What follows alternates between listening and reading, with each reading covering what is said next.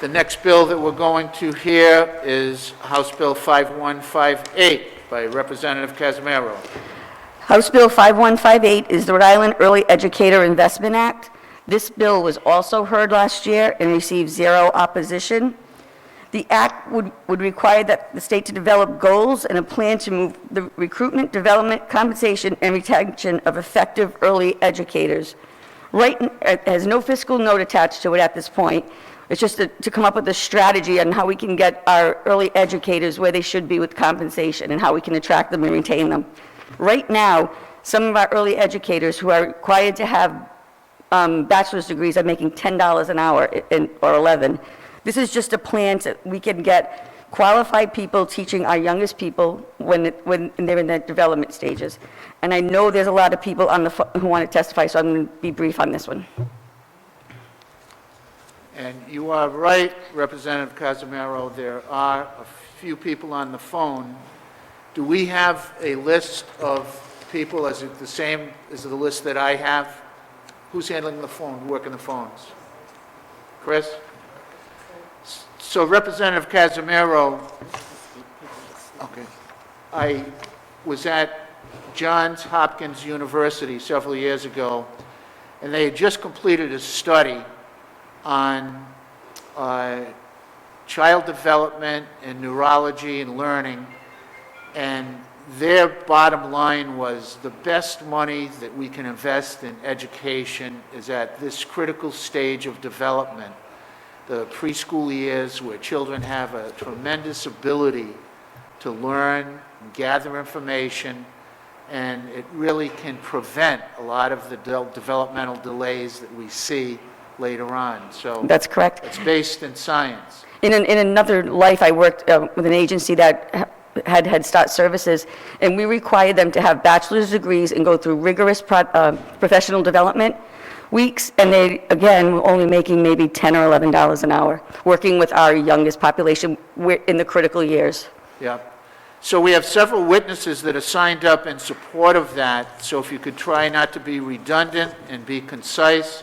We'll start with Rachel Flom, the Economic Progress Institute.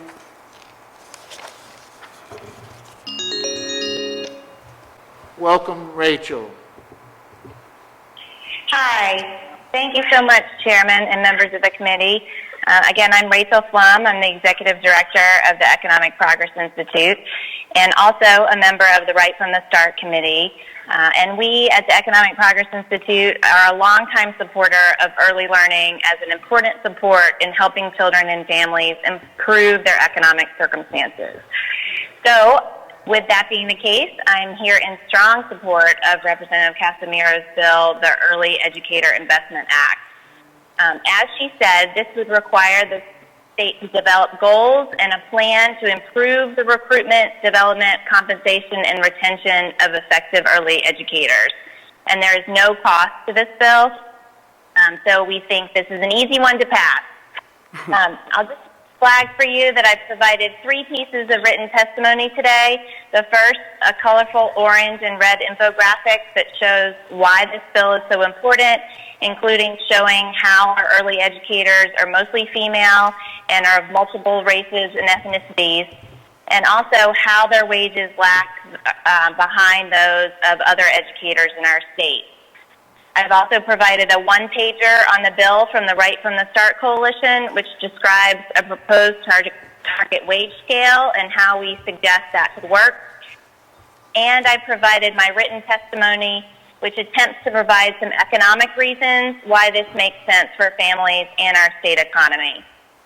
I won't read the whole testimony, but I'd like to make 3 points about why focusing on increasing the compensation for our early learning workforce is important. The first is we know quality early care and education is needed to close gaps in educational attainment.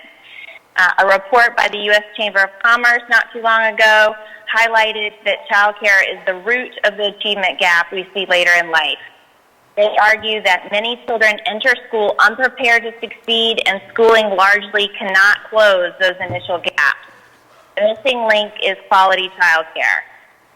Importantly, high-quality early child care and education requires a diverse, competent, well-compensated, and professionally supported workforce that is stable enough to provide the relationships that support child development. But we know child care workers in Rhode Island are the lowest paid educators in the state at an average of only $12 an hour. Our early learning market is sustained by learning professionals who forego a living wage for their families despite the sophistication of their work. However, their patience is wearing thin, and we're seeing a real crisis in staffing, which leads me to my second point. Inadequate compensation for early educators is resulting in a crisis of staff turnover. Even before this COVID pandemic, we were in that crisis. Then we had 27% of educators in child care centers leaving the field. We had 1 in 5 family home visitors leaving, and 1 in 7 early interventionists leaving their field. More recent data from the Department of Human Services here in the state showed that a whopping 61% of center care child care program directors reported turnover of their teachers over the course of the year. That's over half of their teachers leave. And of course, we're in the middle of a pandemic, which is making things much worse.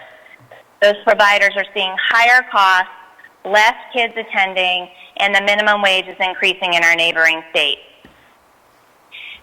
A National Association of Education of Young Children survey found that almost 70% of child care programs reported that recruiting and retaining qualified staff has become more difficult since the pandemic.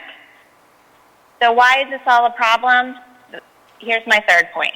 I'm almost done. The third point is that insufficient staff leads to insufficient access, which harms women, their children, and our economy. In my testimony, I show 2 maps of the state of Rhode Island, which show where there are child care deserts. A child care desert is a community in which child care options are lacking completely, or there are so few providers that there are more than 3 children for every licensed child care position. This is a problem throughout the state, but is predominant in low and middle income communities. And the 2 maps I show a direct correlation in the poverty rate and in those areas where there's a lack of child care supply. This is a problem because even before the pandemic, 94% of workers who are working part-time were women, and COVID has made that worse. In September of 2020, 4 times as many women as men dropped out of the labor force. As mothers have been particularly burdened with child caregiving obligations, access to quality, affordable child care is a necessary precondition for our women to return to the workforce post-pandemic. But if they're living in a child care desert, we know that is much less likely for them to be able to do. So an investment in Rhode Island's child care workforce is critical now to prevent our child care deserts from getting worse and from barring mothers from returning to the workforce. We urge you to pass Representative Casimiro's bill so the state can focus on building a stronger and more equitable child care and early education sector for all our Rhode Island families and children. And this can help buffer against the COVID pandemic impact, and we urge you to pass it as soon as you can. Thank you very much. Thank you, Ms. Flom. Are there any questions for Ms. Flom? Thank you. For the rest of our witnesses, we have no opposition. If you could try, please do not be redundant, and try to limit your testimony to approximately 2 minutes. Leanne Barrett from Kids Count. Welcome, Leanne. Yes, Chairman Casimiro, this is Leanne. Welcome. Welcome. Thank you so much for enabling me to testify over the phone. I will just go ahead, and there is written testimony that I've submitted that I've already seen is on the website. I won't read the whole thing, but I just listened to Rachel, so I'll try not to repeat. But we are excited to come back year 2 with this bill. Representative Casimiro's bill this year has a little bit of a change in that we're asking the Children's Cabinet to take responsibility for this project, which is really just to set goals It's a planning bill. We know we need to work on the money part of it through other committees, but we can't really get there if we don't have agreement on what the goal should be for compensation. So this asks the Children's Cabinet to work across 4 state agencies to develop a common set of goals or target wage scale for early educators, including educators in child care programs, which are overseen by the Department of Human Services, educators in RI Pre-K, which is overseen by the Department of Education, educators in the family home visiting programs, which are overseen by the Department of Health, and educators in early intervention programs, which is overseen by the Executive Office of Health and Human Services. Now, the reason a common scale would work is because these are lots of times the same people. They have similar skills and background knowledge, and there are agencies that run all 4 of these programs. I know you have some written testimony from Meeting Street and Children's Friends, and we want to establish a system where educators can work in the program that makes the most sense for them, that they like and enjoy, and they don't have to switch just for little increases of money, plus the entire system pays very low wages. So we know we have to work on the money part separately. I won't get into all of that, but there are lots of states who developed and there are lots of ideas, including increasing rates, but other strategies too for increasing compensation. And I have a chart in the written testimony that you can see how low the wages are compared to kindergarten teachers, and we know that very similar skills and knowledge are needed for early educators as for kindergarten teachers, and many child care, EI, home visiting folks have bachelor's degrees or associate's degrees or are working towards them.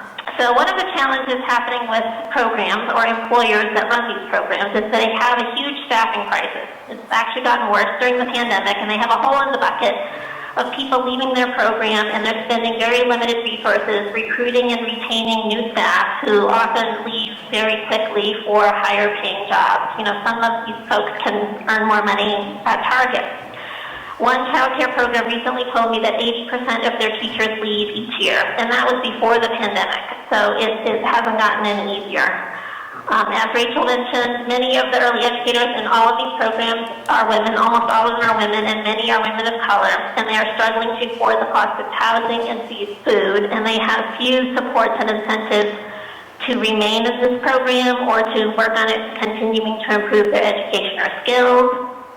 A recent survey of early educators in these programs found that only half of child care educators in Rhode Island are offered health insurance by their employer, and wages average around $12 an hour. The survey also found that more than half of early intervention educators and family home visitors in Rhode Island, many of whom earn about $14 an hour with a bachelor's degree, are actively looking for better paying jobs.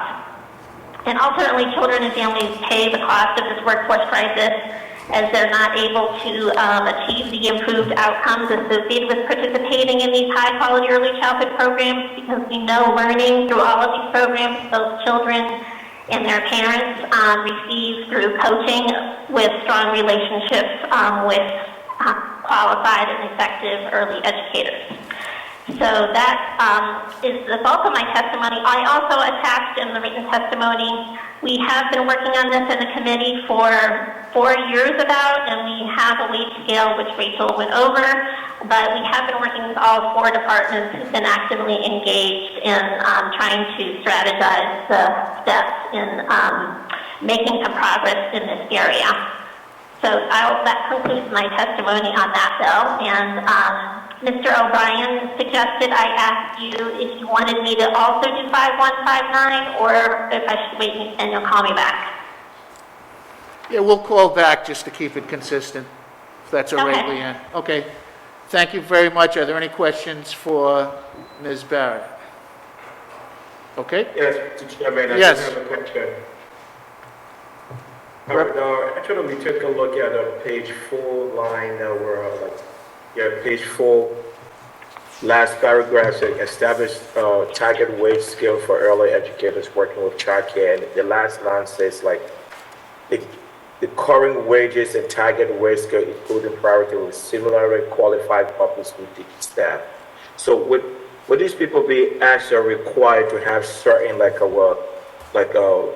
certificate or a license because I would pre-K to like early intervention, or we just like want to increase our pay scale? Is there any like requirement that, that we have in case this happens? I couldn't hear his question. It The question is there going to be, are we just increasing the pay scale?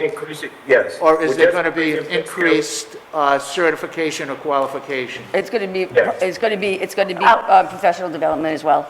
Professional development as well, Representative Barrett. And it's setting goal. This is Leanne. It is just setting goals. So we did work with employers. It's not a mandate that employers pay better wages. It sets goals in the state, and we know we need to increase the funding in order so the employers have enough money. But the regulations around the minimum requirements wouldn't be affected by this. No, and my concern is not much of the minimum wage. My concern is about, the professional development, how many, so now we have to probably take a look at all of these things because when we talk about increasing with the current teaching staff, public school teaching staff is totally different in regards to that, because they're required to maintain a certification and recertify through everything else. So, and that's why my question falls back on increase in wages, fine. So, but there should be something that goes along with that. We're just not increasing because we want a professional development to maintain our most vulnerable population, which is our pre-K, to K. So, and that's where my question lies right now. So to in depth about Yes. time. Do you have to loop it with something? That's my concern. Yeah. I think this is looking at wages, but they're also going to look at their credentials and try to increase teacher quality. It's developing an entire strategy around it. Developing a strategy, that's what this bill is about, for both wages and professionalism. Any further questions, Representative Bayer? No, I'm all set. Okay. Any further questions for? All right, and next witness is Rick Mcauliffe, sent a letter in, it's in the folder.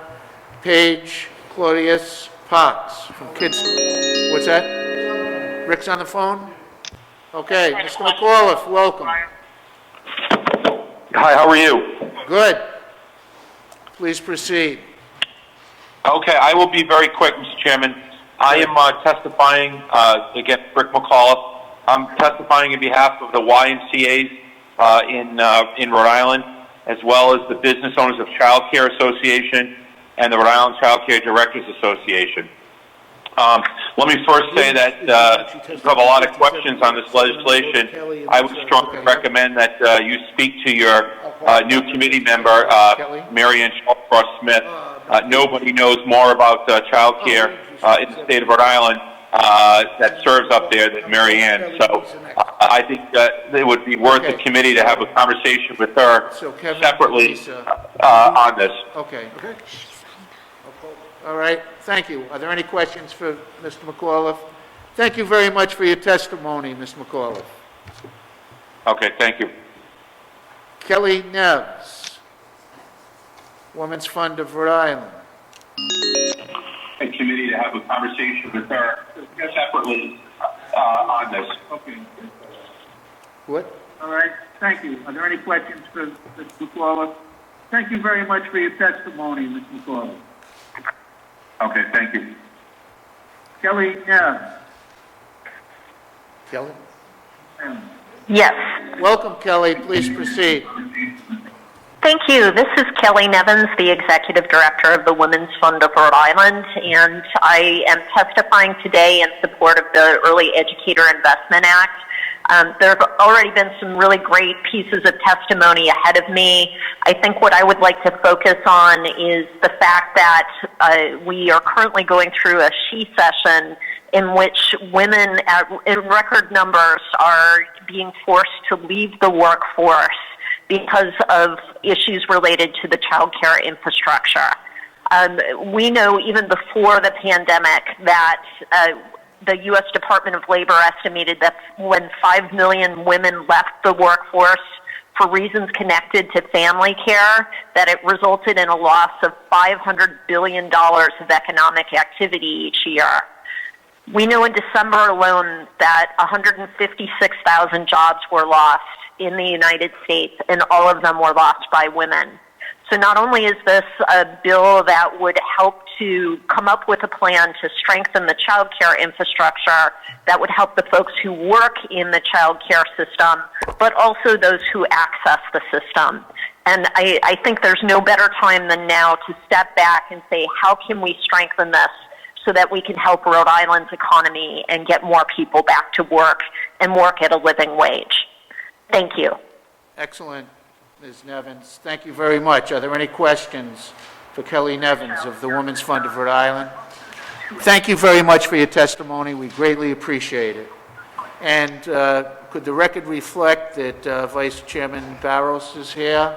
Welcome. And without objection, in the affirmative for the vote to hold as well? Okay, very good. So if that could be recorded. Lisa Hildebrano of RIAEYC. Hildebrand. Hildebrand, okay. I am here, thank you. Just the writing with the name, Ms. Hildebrand. I Yes, thought the D was an O. okay. Sorry about that. Please no, proceed. that's fine. Welcome. Welcome. Thank you, thank you. And I have been listening, so I promise not to repeat anything that anyone has already said. But thank you, Chairman McNamara, for this opportunity, and members of the committee. Thank you to Representative Casimiro for sponsoring this bill again this year. And as Mr. Mcauliffe said, also thank you to Representative Marianne Shellcross-Smith. Both of these ladies are experts on this information and probably could do a much better job than I can. Like I said, I won't repeat anything that anybody said, and everything that Rachel and Leanne and all of the other testimony really shows us is that this unfortunate reality exists during a time when we know that there is research telling us about the importance of the first 5 years of life, the research that Chairman McNamara referenced, and everything that everybody has already said. The benefits of high-quality child care that this research is built upon is contingent upon healthy, strong teacher-child relationships. And these relationships cannot be built in a system that can't retain teachers and can't fully compensate the teachers for the quality of work that they do provide. We cannot allow our staff to remain in the field shouldering the burden of this quality child care system when they themselves can't even put food on their tables or pay their bills. In addition to the testimony that I submitted for Rhode Island Association for the Education of Young Children, the agency also manages the Teach Early Childhood Scholarship Program, and we submitted written testimony with some profiles of teachers who are trying to further their education at Rhode Island College and CCRI, and a little bit about what they are experiencing themselves. So I hope that you have the opportunity to read that testimony as well. So in closing, we are in strong support of this bill, and we look forward to its passage and getting to work on it. Thank you. Thank you, Ms. Hildebrand. I greatly appreciate your testimony. Are there any questions for Ms. Hildebrand? And so totally no opposition on that. And with that, a bill that comes with glowing recommendations. Okay, we close the testimony on 5158.